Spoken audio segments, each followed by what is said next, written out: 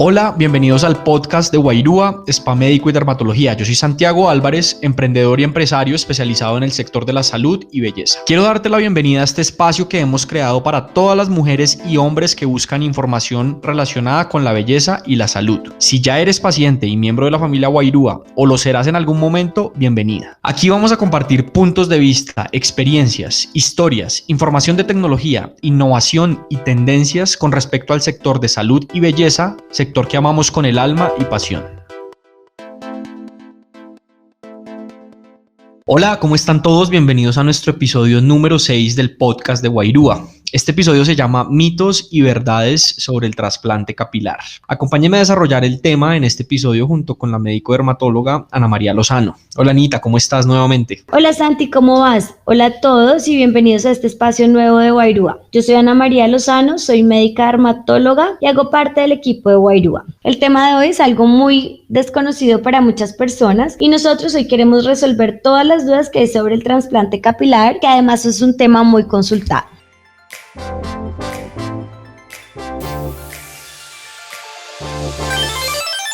Doc, nuevamente muchas gracias por sacar el tiempo para compartir con nosotros todo tu conocimiento. Y así como tú dices, el trasplante capilar es un tema súper desconocido para muchas personas, pero creo que tú y yo hemos tenido varias conversaciones en las que hemos hablado del tema y es un tema que a ti también te gusta mucho, ¿cierto? O sea, personalmente como profesional, ¿a ti te gusta ese tema? Santi, digamos que la tricología es una rama de la dermatología que para mí es súper apasionante, que tiene muchísimos estudios clínicos, porque además es un tema que afecta a un gran número de la población mundial. Si yo te dijera que más del 30% de los hombres en algún momento de su vida van a sufrir de alopecia y también un gran número de mujeres tienen en algún momento de su vida alopecia. Entonces esto es un tema que afecta mucho a las personas y un tema que es muy consultado en dermatología. De acuerdo, sí, yo creo que lo que tú dices es súper cierto y además que uno siempre tiene algún conocido o alguien en la familia que se está quedando calvo, ¿sí? Eso es como un tema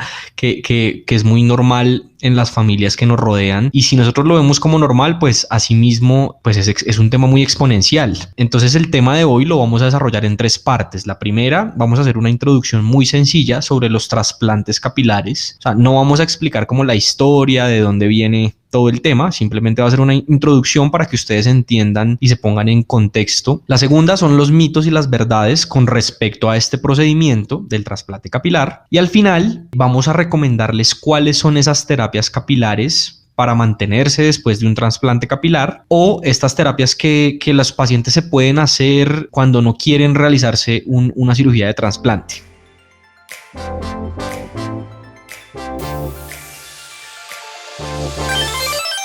Santi, cada vez son más los hombres y las mujeres que se someten a intervenciones de trasplante capilar porque no se sienten conformes o satisfechos con su pelo o la distribución de su pelo y es posible mejorar la distribución y aumentar en algunos lugares el volumen que se va perdiendo. Te quiero contar que el trasplante capilar es un procedimiento estético que está en alza, en auge. Debemos conocer todas las respuestas para estar seguros de qué y cómo realizarlo para obtener los mejores resultados. La intervención consiste en trasladar pelo de algunas zonas como la zona posterior del cuero cabelludo o los laterales que normalmente no sufre de este padecimiento de la alopecia a las zonas más despobladas como por ejemplo lo que llamamos comúnmente entradas. Las distintas técnicas de trasplante capilar dependen de cómo se obtenga el pelo y cómo se implanta. Bueno, luego de esta introducción que nos hizo la doctora Ana María,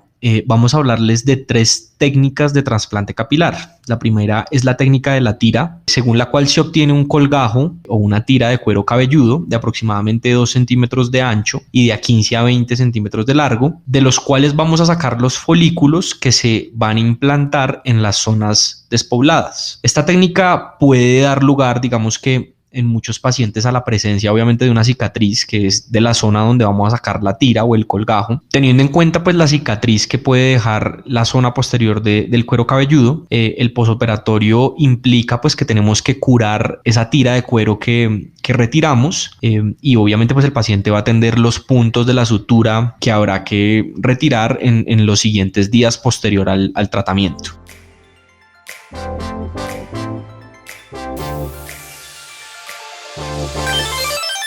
La segunda técnica es la técnica de FUE, que significa extracción folicular unitaria, y mediante un microbisturí se empiezan a sacar unidad folicular por unidad folicular. Esta técnica se hace con anestesia local. El paciente puede estar despierto durante todo el procedimiento y el resultado es muy natural debido a que se implanta pelo por pelo tal cual se obtiene el cuero cabelludo. Esta técnica no deja cicatrices visibles y el postoperatorio es tranquilo, sencillo. Las cicatrices no requieren curaciones específicas ni retiro de puntos y el tiempo de intervención es más largo en el caso de la técnica que les estoy hablando, debido a que se tienen que obtener una por una las unidades foliculares de las que les estoy hablando. Doc, ¿por qué esa técnica es la más común o la que más está en el mercado? Santi, porque es la técnica más conocida y la que deja el resultado mucho más natural, ya que se implanta pelo por pelo y esto hace que el resultado sea absolutamente natural. ¿Qué es lo que cambia en las técnicas? Como lo hemos hablado, es la forma en la que se extraen las unidades foliculares. Ahora hay técnicas mucho más avanzadas que esta, donde se extraen las unidades foliculares mucho más rápido y se implantan de forma unitaria, haciendo también que se vea muy natural el pelo.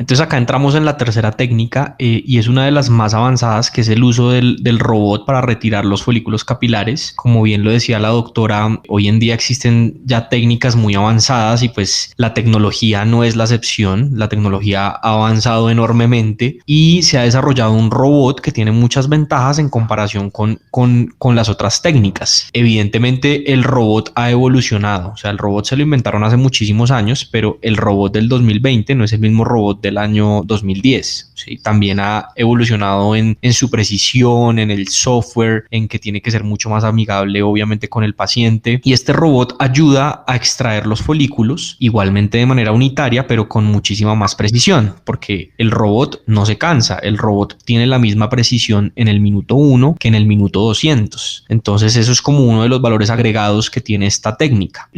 Obviamente la precisión de los folículos también incrementa, porque ya ahorita les vamos a explicar más adelante durante el podcast, porque no todos los folículos son aptos para implantar, ¿no? Tiene que haber un proceso de selección de folículos y realmente para obtener buenos resultados, el especialista tiene que implantar los folículos adecuados dependiendo de la zona del cuero cabelludo. Digamos que las ventajas más notorias del robot respecto a las otras dos técnicas de las que ya hablamos es que el robot es muy preciso, hace que hayan muchos más folículos viables para implantar, que tengamos digamos que una menor pérdida de folículos al momento de implantarlos y acorta el tiempo de duración de los procedimientos, digamos que significativamente. Así es, sí, de acuerdo contigo, porque bueno, nosotros que ya estamos en este sector y hemos leído mucho, pues bueno, inclusive nos preparamos mucho para este podcast, sabemos que la alopecia, pues digamos que cuando empieza a corta edad, por ejemplo, no sé, alguien que tenga 25 años se hace un trasplante capilar, pero hay un riesgo en el momento de extraer esos folículos, ¿cierto, Doc? Porque lo que podemos hacer es extraerle folículos que no son aptos, lo que implica que estamos perjudicándolo de acá a cuando tenga 50 años, ¿sí? Porque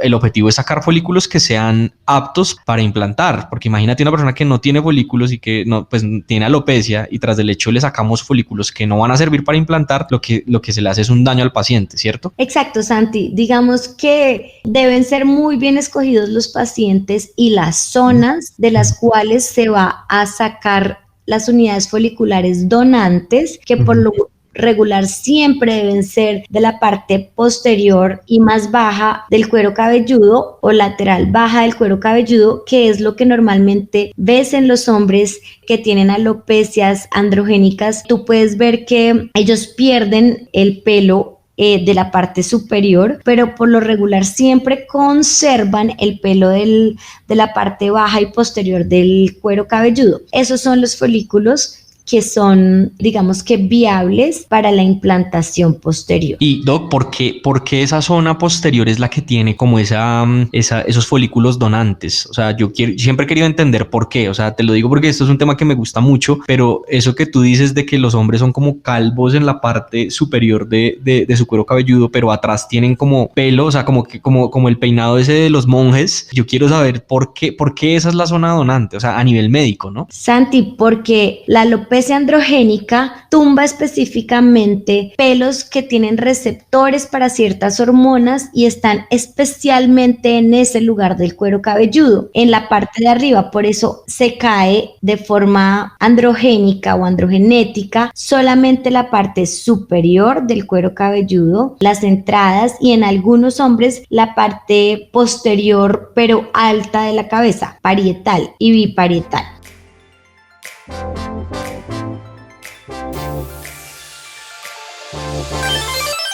Bueno, yo creo que ha estado súper clara esta introducción de las técnicas de trasplante capilar. Pues digamos que esto es un tema el cual nos podemos quedar explorando durante muchas horas. Sin embargo, creo que esta introducción nos pone en contexto para empezar a hablar ya de los mitos y las verdades. Entonces vamos a empezar. Yo te voy a hacer nuevamente como preguntas o afirmaciones y tú nos vas a resolver todas esas dudas con tu conocimiento que ha sido pues tan valioso para toda la comunidad de Guairúa. Anita, bueno, entonces la primera sería, ¿se puede realizar el trasplante capilar en un solo día? Sí, Santi, verdadero. La duración de un trasplante capilar es de unas 4 a 8 horas, dependiendo de la técnica.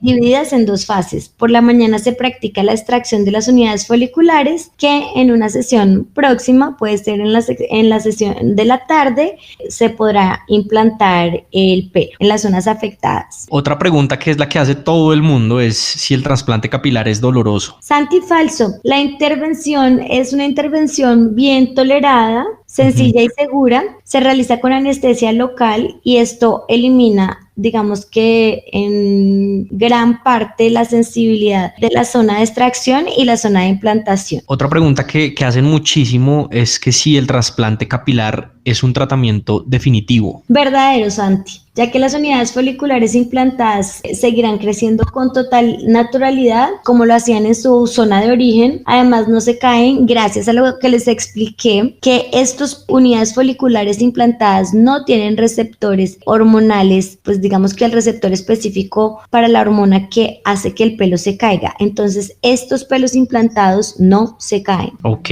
o sea que son como más resistentes. Y bueno, me imagino que obviamente, como todo, el cuidado es fundamental. O sea, no es que tú salgas de la cirugía y te pongas una gorra el mismo día, porque pues, o sea, hay que cuidar el procedimiento, ¿cierto? Santi, no solo hay que cuidar el procedimiento, esto es algo que yo quería que me preguntaras. No solamente hay que cuidar el procedimiento, sino también hay que cuidar el pelo que está existente en el momento del trasplante en el cuero cabelludo. Okay. Porque si bien el pelo trasplantado no se va a caer, porque este pelo trasplantado, digamos que es resistente a los influjos hormonales, el que está alrededor, digamos que tiene una genética propensa a caerse. Entonces hay que cuidarse con otras cosas como lociones capilares y todo el protocolo que se debe seguir posterior al trasplante capilar. Bueno, esta es otra que también hacen muchísimo, más que todas las mujeres, y es que si se puede hacer un trasplante en las cejas. Sí, verdadero.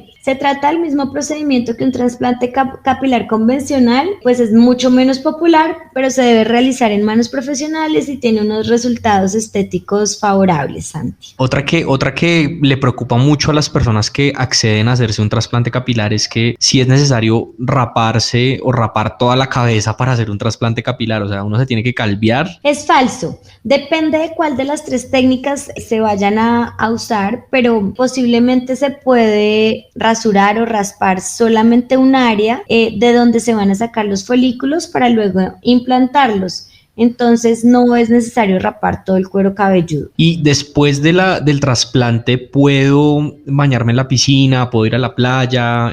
O sea, ¿yo puedo hacer mi vida, digamos que puedo irme de vacaciones después de hacerme el trasplante? Santi, claro que sí. Obviamente hay que tener un tiempo prudencial para permitir una cicatrización adecuada, pero posterior a los 10 días o a los 15 días del trasplante, digamos que se puede hacer la vida normal. ¿Influye la alimentación en nuestra salud capilar? Bueno, yo creo que es una pregunta redundante. Yo creo que influye para absolutamente en todos los ámbitos de nuestra vida, pero puntualmente para el tema capilar, ¿influye la alimentación? Tú lo has dicho, la alimentación influye para todo y la salud de nuestra salud capilar también está demasiado ligada a lo que comemos, también a el estrés y a los factores ambientales de los que hemos hablado en todos nuestros otros podcasts. Bueno, esta es una que nos preguntan muchísimo las pacientes que son de otros países o las pacientes que son de diferentes edades y nos dicen si cualquier persona puede realizarse un trasplante capilar. Santi, no todo el mundo es candidato. Cada cabeza es un mundo por dentro, pero también por fuera. A la hora de aplicar un tratamiento capilar no se puede actuar de forma estandarizada. Es indispensable evaluar cada caso individualmente, Santi. Lo que para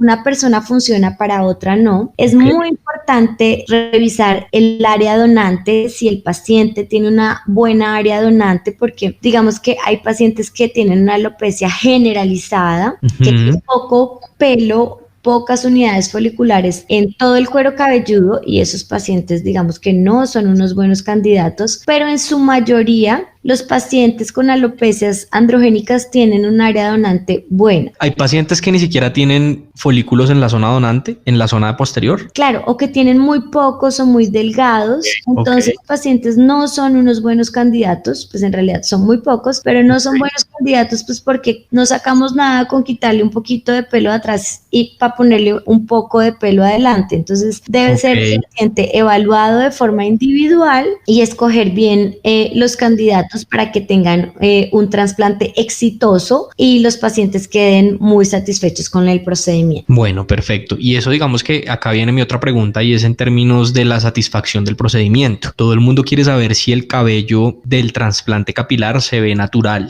Santi, ahora con las nuevas técnicas de implantación hacen que el pelo se vea completamente natural como el del propio paciente. Incluso ahora se diseña perfectamente la entrada de acuerdo a las fotografías del paciente en la época en que tenía pelo o de los años anteriores y queda exactamente igual. Ok, sí, porque de hecho, o sea, se ve natural porque de hecho te están implantando tu mismo pelo, pues, o sea, es un pelo que es real, ¿no? Es un folículo que es real. Y un pelo pues igual al resto del propio pelo, pues obviamente hay que aclararle al paciente las expectativas porque no va a quedar con un montón de pelo como cuando tenía, no sé, 10 o 20 años atrás, pero sí la naturalidad y la forma en la que se implanta hace que se vea completamente normal. Bueno, y después de hacer un trasplante capilar, ¿es necesario retocar ese procedimiento? O sea, ¿es necesario después volverse a someter a otro procedimiento de trasplante? Santi, es posible que se necesite algún retoque, pero no es necesario si el tratamiento es exitoso. Muchas personas se someten a más de una operación de injerto capilar, pero es porque quieren, digamos, una mayor densidad de cabello en la zona afectada. Sin embargo, no significa que el procedimiento requiera en todas las ocasiones un retoque o nuevo procedimiento a corto plazo. Bueno, esta última pregunta que tenemos es si un procedimiento de trasplante capilar low cost o barato, como lo quieran llamar, es igual de bueno a cualquier otro o a uno que sea mucho más costoso. Yo siempre digo que lo barato puede salir caro. Mira, con el aumento de la demanda de los injertos capilares también se ha aumentado la oferta y ofertas de dudosa procedencia. Hoy en día es posible encontrar tratamientos capilares para todos los presupuestos y con todas las condiciones posibles. Sin embargo, en cuestiones de salud es muy poco recomendable tomar decisiones basadas en el presupuesto. Lo mejor es evaluar la calidad y la experticia del equipo médico, pues al que le vamos a confiar nuestra salud. Entonces, es muy importante, Santi, revisar la técnica, la clínica, la experiencia, la experticia, pues ya que de esto depende la naturalidad y no solo cómo quede finalmente, cómo sea el resultado, sino pues la salud misma, porque es un procedimiento médico.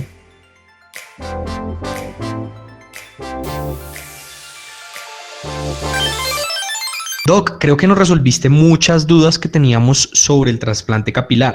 Ahora digamos que para finalizar nuestro podcast vamos a terminar abordando el tema, reconociendo cuáles son esas terapias capilares para mantenernos después de un trasplante capilar o las terapias que pueden hacerse los pacientes que no quieren una cirugía de trasplante. Claro que sí, Santi, como les conté al principio del podcast, ya que hay un aumento grandísimo de la población con alopecias androgénicas o con alopecias de diferentes orígenes, también ha crecido exponencialmente la gama de tratamientos para fortalecimiento capilar, para el cuidado y el mantenimiento después de los trasplantes, y no solamente para los trasplantes, para las personas que simplemente quieren tener un pelo más abundante, más grueso, para que les crezca más. Entonces, pues existen muchos productos, procedimientos que se pueden hacer y dependen de las particularidades del paciente. Doc, digamos que sí, algunas de las terapias que funcionan muy bien para el cuidado capilar son, por ejemplo, la electroporación capilar. Esta técnica pues nos permite la administración de fármacos de forma simultánea a la estimulación del cuero cabelludo. Es totalmente indolora al no ser invasiva. No necesita ni cuidados previos ni posteriores y cada sesión es de muy corto tiempo, puede durar entre 15 a 30 minutos. Otra técnica que es muy común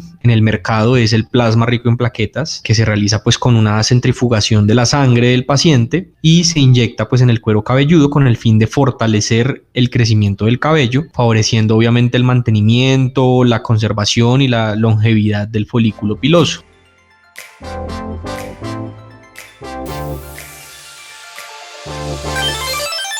Santi, la mesoterapia capilar es otra opción que funciona muy bien y se usa con péptidos, diferentes sustancias que promueven el crecimiento, el aumento del grosor de la unidad folicular, sustancias que disminuyen la caída, sustancias que hacen que aumente la tasa de crecimiento. Es una terapia con un nivel de dolor bajo y que funciona muy bien en las personas que no quieren hacerse un trasplante capilar, pero que quieren tener y conservar pues su pelo. Por otro lado, las luces LED son otra terapia que es muy usada y es una terapia completamente indolora. Santi, otra terapia puede ser la luz LED, mejora muchísimo la vasodilatación y esta estimulación de la vasodilatación mejora el crecimiento, disminuye la caída, incluso hay estudios que hablan sobre el mejoramiento del grosor del folículo. Entonces, como ves, ya tenemos una gama grandísima de tratamientos coayudantes al trasplante o que por sí solos también pueden ser muy importantes y muy valiosos a la hora de cuidar nuestra salud capilar. Sí, de acuerdo contigo, Doc. Yo creo que acá ya hay muchas opciones hoy en día para el tema de tricología, para el tema capilar. Y eso que acá no estamos hablando de los productos, o sea, acá no estamos haciéndole publicidad a ningún laboratorio, no hemos hablado de las ventajas de muchos de esos productos, que eso sí depende pues de la consulta del médico especialista, porque me imagino que cada paciente tiene su propia formulación de productos. Entonces, como bien se dieron cuenta, tenemos el trasplante capilar, tenemos estas terapias y también tenemos el uso de productos en casa. Doc, muchísimas gracias por tu tiempo. Creo que resolvimos muchas dudas de este tema que es tan interesante. Digamos que es un tema que te apasiona a ti. Yo sé porque lo hemos hablado, me lo has contado, y es un tema que obviamente a mí, desde el conocimiento que tengo de la industria, para mí es súper interesante y también es un tema que se ha vuelto muy apasionante últimamente. Creo que mi recomendación, sin ser médico, es buscar avances tecnológicos que se tomen el tiempo de investigar muy bien, de que puedan validar cuál es la mejor tecnología, cuál es el mejor equipo médico, cuál es la mejor atención que les pueden dar las diferentes clínicas, y ya ustedes digamos que pueden tomar una decisión con confianza, seguridad y obviamente pues efectividad, que al final eso es lo que quieren todos los pacientes. Así es, Santi. Este tema del trasplante capilar y de los tratamientos capilares es un tema súper estudiado porque le devuelve al paciente la confianza y la seguridad en sí mismo. En realidad, la pérdida del pelo es muy significativa para los pacientes que la sufren, y entonces poderle devolver al paciente esta seguridad y esta confianza mejora mucho todos los ámbitos de su vida. A todos ustedes, mil gracias por oírnos. Qué nota que nos puedan acompañar en estos espacios de construcción de conocimiento. Recuerden que nos pueden escuchar haciendo ejercicio, de camino al trabajo o simplemente cuando quieran aprender algo nuevo. Esperamos que este episodio les haya servido mucho y si fue así, compartan nuestro contenido. Al final, esa es nuestra misión, lograr que más personas escuchen y se puedan informar al máximo del sector de salud y belleza. Recuerden que el canal más directo entre ustedes y nosotros es WhatsApp. Pueden escribirnos también a nuestras redes sociales, @Guairua Colombia, y contarnos qué les gusta, de qué les gustaría que habláramos y qué creen que podemos hacer mejor. Les recomendamos también visitar nuestra página web www.guairuacolombia.com para encontrar este episodio. Asegúrate también de inscribirte en nuestro newsletter. Mi nombre es Santiago Álvarez, gracias por escuchar y gracias a todo el equipo de trabajo.